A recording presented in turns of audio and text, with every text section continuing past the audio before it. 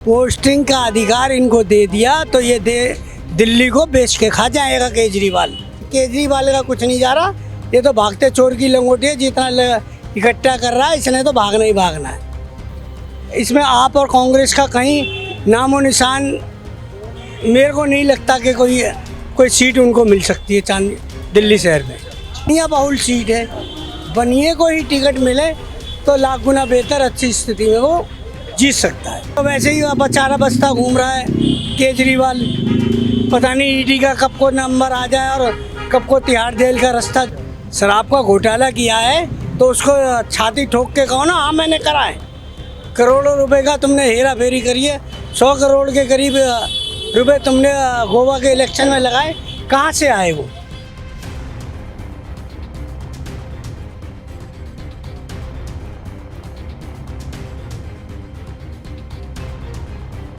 हमारे साथ भारतीय जनता पार्टी के नेता सुभाष कश्यप जी मौजूद है। चलिए इनसे बात करते और जानते हैं कि आखिर चांदनी चौक लोकसभा क्षेत्र में क्या काम हुआ है और क्या नहीं हुआ है और क्या माहौल है, सब कुछ इनसे बातचीत के दौरान चलिए जानते हैं।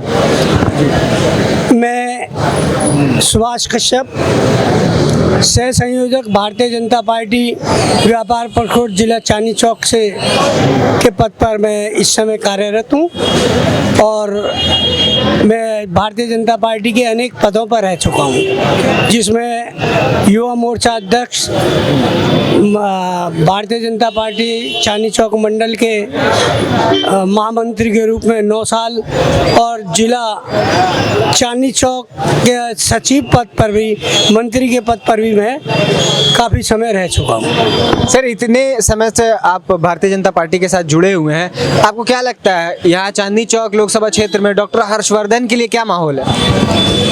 देखिए, कार्य किया होता तो स्वास्थ्य मंत्री के पद से ही नहीं हटते। अच्छा, भाई कार्य का जनता के बीच में अगर पैठ बनाई होती तो आज को उनका मुकाबला करने वाला कोई नहीं था। लेकिन कार्य ना करके सिर्फ एक चमचागिरी के जो आगे पीछे घूमने वाले लोग हो गए, उनके अलावा उन्होंने किसी का कोई काम नहीं करा।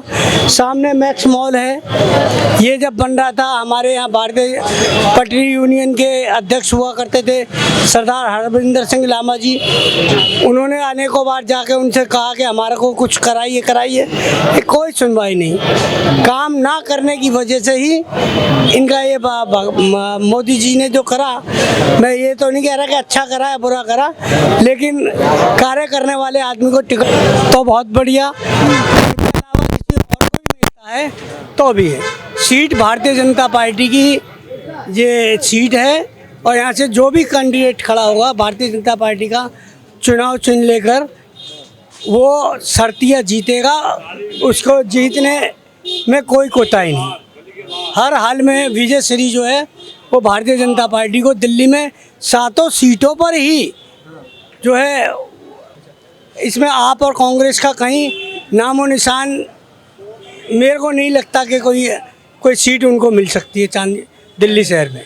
तो अभी मान लीजिए कि अक्षय कुमार को यहाँ से अगर बीजेपी उतार भी देती है तो डॉक्टर हर्षवर्धन का फिर क्या होगा? उन्हें कहाँ से फिर उतारेंगे और उनका फिर क्या होगा, क्योंकि वो भी तो एक पुराने नेता है पार्टी के। हर्षवर्धन जी जो है, जो भारतीय जनता पार्टी का एक मोनोग्राम है कि 70 के बाद टिकट नहीं दी जाती, तो उम्र को पार कर चुके हैं हर्षवर्धन जी। आराम करें और भातेरी सेवा का है।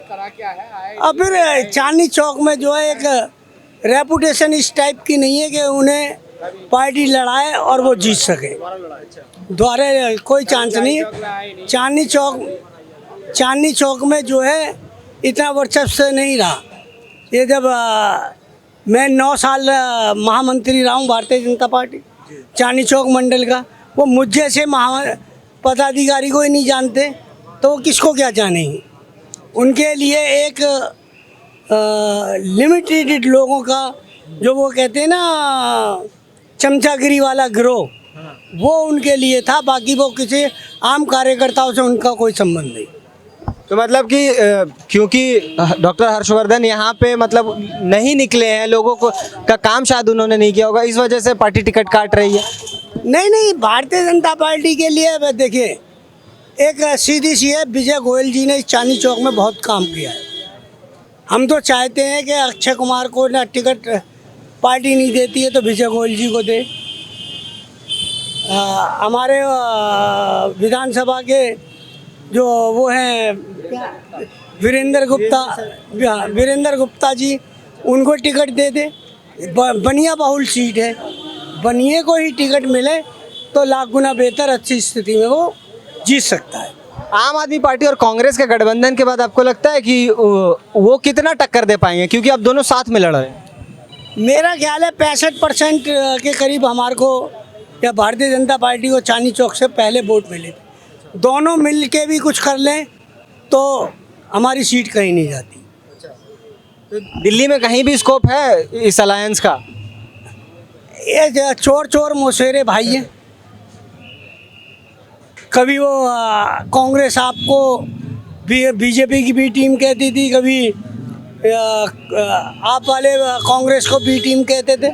इनका कोई रसूख नहीं है, वो तो वैसे ही बेचारा बस्ता घूम रहा है केजरीवाल। पता नहीं ईडी का कब को नंबर आ जाए और कब को तिहाड़ जेल का रास्ता देखे। शराब का घोटाला किया है तो उसको छाती ठोक के कहो ना, हाँ मैंने करा है। करोड़ों रुपए का तुमने हेरा फेरी करी है, 100 करोड़ के करीब रुपए तुमने गोवा के इलेक्शन में लगाए, कहाँ से आए वो? भ्रष्टाचार किया है, उतनी ईमानदारी से कहो ना कि मैं ईमानदार हूँ। हाँ जी, मैंने बेईमानी करी है। तो आदमी ईमानदारी को सच कबूल करने में क्या जा रहा है? वो तो कह रहे हैं कि जो यहाँ के एलजी साहब है वो काम नहीं करने देते, इस वजह से सबसे ज़्यादा परेशानी हो रही पिछले 2 सालों में। एलजी साहब से जितने भी अभी तक एलजी से 8-9 साल में आया, इसे परेशानी किससे नहीं हुई है? तीनों चारों जो एलजी रहे हैं हमारे, ये उनकी सबसे परेशानी होती रही है। इसका तो काम ही है, इसका तो काम ही भाई सिर्फ एक ही है कि काँव को कौवे की तरह ऊपर पेड़ की छत पे उस पर डाल पे बैठ जाता है और नीचे पीछे एलजी और कोई दूसरा रट ही नहीं है। इसे एलजी काम नहीं करने दिया तो रिजाइन दे दे। अब कल हाई कोर्ट ने भी कहा है ना, एमसीडी वालों को तुम तनख्वाह नहीं दे रहे और कर्मचारियों को तनख्वाह नहीं दे रहे, तो इसको भंग करने में ही फायदा है ना। हम तो माननीय हाई कोर्ट से यही प्रार्थना करेंगे कि इसको भंग ही कर दे। उनका कहना है कि जो अधिकारी है, अधिकारी काम नहीं करते और अधिकारी को हटाने का उनके पास पावर नहीं है, पावर तो एलजी के पास है। तो ये कहीं ना कहीं वो एलजी से के थ्रू वो भारतीय जनता पार्टी को टारगेट करते हैं कि वो शक्ति हमारे पास है ही नहीं जो हम कुछ कर सके। देखिए, एक सीधी सी बात, हमें एनजीओ बना दिया, उनका तो ये कहना है। तो जब आपको कुछ नहीं करने दे रहे तो रिजाइन दे दो, दोबारा चुनाव में आ जाओ। क्या परेशानी हो रही है? जनता चाहेगी, आपने भ्रष्टाचार नहीं करा, आप ईमानदार हो, तो दोबारा चुन के आ जाएंगे। लेकिन ट्रांसफ़र पोस्टिंग का जो इसमें अधिकार है वो तो अभी भी केंद्र के पास ही है, तो इससे आपको नहीं लगता है कि परेशानी होती होगी यहाँ के जो राज्य सरकार है दिल्ली की? पोस्टिंग का अधिकार इनको दे दिया तो ये दिल्ली को बेच के खा जाएगा केजरीवाल। अभी 2-3 अंदर गए हुए हैं ना, सिसोदिया है और अब ये जो संजय सिंह है, ये सारे ईमानदारी तो थे। कोर्ट तो देख रही है, बीजेपी या मोदी जी उन्हें अंदर कर सकते, कोर्ट तो गवाह देखेगी नहीं सबूत। बिना सबूत के कैसे साल तक अंदर कर रहे हैं उनको? कोई तो वजह होगी अंदर रहने की। तो ये केजरीवाल का कुछ नहीं जा रहा, ये तो भागते चोर की लंगोटी है। जितना इकट्ठा कर रहा है इसने तो भागना ही भागना है। अच्छा, चांदनी चौक के बारे में थोड़ा बताइए कि चांदनी चौक में ऐसा क्या है जो आने वाले 5 साल में, जो आपके विजन में हो कि आने वाले 5 साल में अगर भारतीय जनता पार्टी जीत के यहाँ से आती है तो यहाँ की क्या कमियाँ हैं जो आप आने वाले 5 साल में दूर करेंगे? कमियाँ तो देखो, जब तक दुनिया है तब तक तो कमियाँ तो रहेगी। इस कमियों को कोई पूरा नहीं कर सकता, चाहे कोई भी आ जाए। हित इसी में है कि जो आता है थोड़ा बहुत समाज का काम करे, अपना भी काम कर ले, समाज का भी काम कर ले, देश सेवा भी कर ले। इस प्रकार से सारे काम चलते रहते। कभी ज़िंदगी में कोई भी आदमी आ जाए यहाँ, तो मोदी जी से भी एक्सेप्ट करोगे तो उनके रहते भी कमियाँ तो रहती हैं। कमियाँ तो कमियां रहेंगी तभी तो हम आगे काम करेंगे उन्हें पूरा करने के लिए। ये और बताइए। और एक और अंतिम सवाल है कि आप जैसे चांदनी चौक में अभी ट्रैफिक का बहुत इशू है और इन सब चीज़ों के लिए मतलब क्या किया जाएगा? जैसे यहाँ पे बहुत सारी गाड़ियाँ होती है और जो दुकानें हैं यहाँ पे, इन सब चीज़ों को कैसे मैनेज किया जाएगा, या और भी जो परेशानी होगी इन सब चीज़ों के लिए कोई उपाय है ऐसी? देखिए उपाय तो है, सामने मैक्स मॉल बन गया है, इधर हमारा ये जुबली सिनेमा हुआ करता था, जुबली बाज़ार बन गया, इसमें ही पार्किंग है, बाज़ार व्यापक हुआ है, मेट्रो के चलने से चांदनी चौक का व्यापार 1000 गुना ज़्यादा बढ़ गया है। उसकी वजह से ट्रैफिक भी है, ट्रैफिक के लिए समस्या सामने कम से 3000 कारों की पार्किंग, यही हमारे भारतीय जनता पार्टी के समय से ये पार्किंग बननी स्टार्ट हुई थी, अब बन के तैयार हुई है। तो इससे तैयारी है, धीरे धीरे हर चीज़ का एक समय होता है समाधान के लिए। कोई भी आप जो समस्या लेके आओगे उसके समाधान के लिए थोड़ा वक्त समय चाहिए होता है। तो ये है।